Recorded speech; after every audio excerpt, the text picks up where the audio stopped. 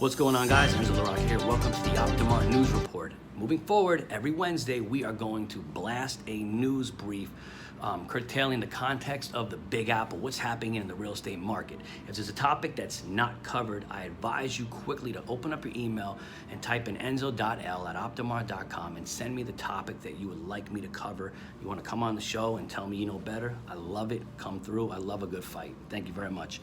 Anyway. So here we are now in the fifth quarter of all this hush talk that the market is crashing. It's a buyer's market. Somebody just spews some information out and then all of a sudden the whole world goes, no. And it messes up the real estate market because a lot of people just stop. They get paralyzed, like, should I buy? Should I rent? What do I do? It's a bad thing, guys, but the truth is the market is pretty solid. It continues to grow.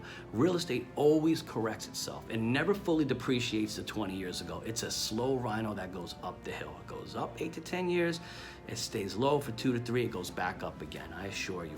And I'm going to talk about two different deals that occurred in 2018 that prove the market is in pretty good standing condition, guys. All right, the most expensive residential transaction of 2018 closed at 520 Park for $74 million. That's $8,000 per square foot. That's James Dyson. That's the vacuum clean. And it's a vacuum king, I should say. And he can afford that because all of you, including myself, spent $600+ on one of his units. So we kind of are buying real estate that we're not allowed to live in. So anyways, he's living in that good place. The market worked just fine. He sold it, and that's 7% more per square foot than 2017's most expensive sale. Wow, 7% more. I think the market's doing pretty good, guys. So here's the reality. Closed transactions and median sales across the board are not pointing towards a fallout in 2018. The only statistic that showed is this price decrease from the list price close, and here's why.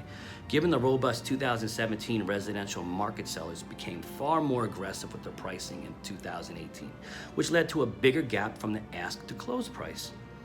Media took this as a sign of correction, which in reality, it just means that sellers were being greedy because of a strong 2017. So in no way does this represent a collapsing market when you look at the median increases for the overall year. Now let's look at a commercial front real quick.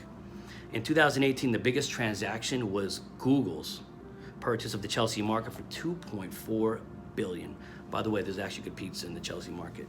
Commercial is obviously a different animal, but the reality is that in 2017, a lot of investors and funds were waiting to see what was happening in the political climate. After the stock market went up 25% after the election, they started to deploy that capital to 2018.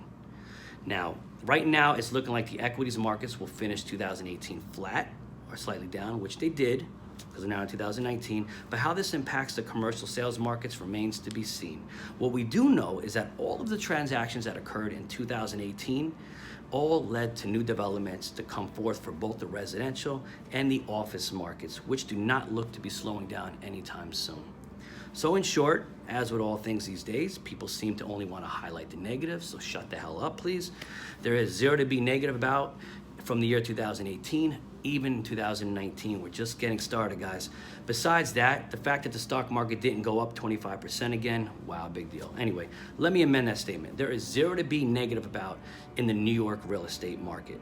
And I can speak to this to politics. This is a G-rate show after all. I'm gonna keep it honest, 100 with you guys. So moving forward, as I learn to read better and pronounce words better, we're gonna be moving faster with more weekly episodes to cover a variety of content. Now, since we didn't go over all the financial factors for 2018, let alone what's starting in 2019, such as interest rates, we will expand more on this with a spin-off video post specifically on the remainder of the 2018 market. I want you guys to understand where real estate is so you have a little more comfort with dealing with your clients, even with your purchases and your transactions. So please tune in next Wednesday for more about the Optimar Report. Thank you so much, guys.